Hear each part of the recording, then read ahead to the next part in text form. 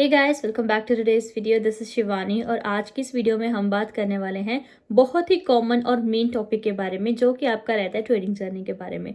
तो ट्रेडिंग में अगर मैं बात करूँ कौन कौन से मेन पॉइंट्स होते हैं जो आप हमेशा ध्यान रखते हो।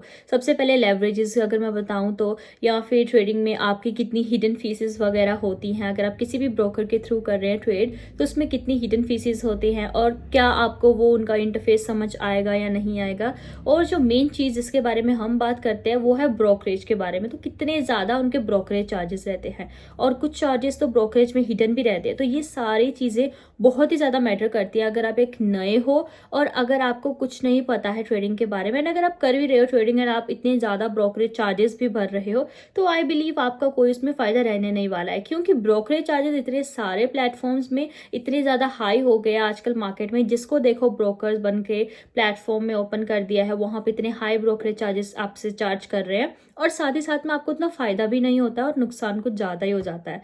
तो यहाँ पे क्या क्या चीज़ें रहने वाली हैं, क्या क्या चीज़ें होती हैं, वो सारी चीज़ें अगर मैं आपको बताऊं तो ट्रेडर एज ए ट्रेडर आपको ये सारी चीज़ों का ध्यान रखना चाहिए। सो गाइज, आज मैं आपके साथ एक real life money saving story सुनाने जा रही हूँ, जो कि मैं बता देती हूँ पहले कि लॉस की स्टोरी नहीं है, ये सेविंग की स्टोरी है। तो गाइज, अगर मैं अपनी बात बताऊँ तो जब मैंने इन्वेस्टमेंट स्टार्ट किया था, एज एन ट्रेडिंग स्टार्ट की थी, तो वहाँ पे पहले मुझे लगता था कि मैं मार्केट डिसीजन की वजह से ही प्रॉफिट लॉस कर रही हूँ। लेकिन मुझे बाद में यहाँ पे रियलाइज हुआ कि मार्केट रिस्क से ज़्यादा तो ब्रोकरेज और हिडन चार्जेस में हमारे प्रॉफिट्स क्रश हो रहे हैं।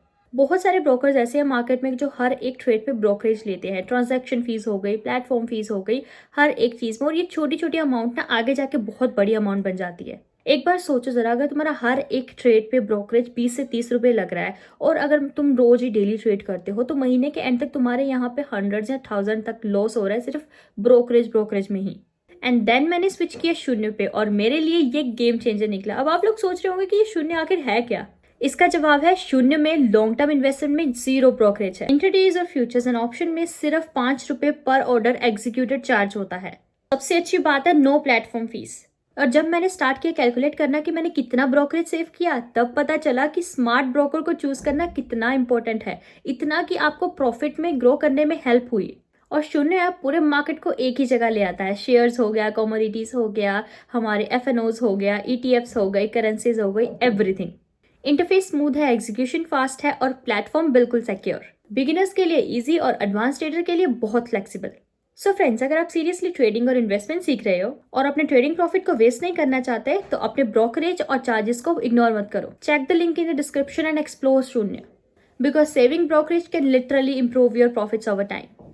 सो गाइस, ये था हमारे पास इस प्लेटफॉर्म के बारे में। अगर मैं आपको बताऊं तो ये सारी चीज़ें आपको बहुत इंपॉर्टेंट अपनी लाइफ में और अपनी ट्रेडिंग जर्नी में इम्प्रूव और इम्प्लीमेंट करनी चाहिए, क्योंकि ये आपकी छोटी छोटी जो चीज़ होती है ना, इसी की वजह से आप अपनी ट्रेडिंग जर्नी में आगे बढ़ते हो।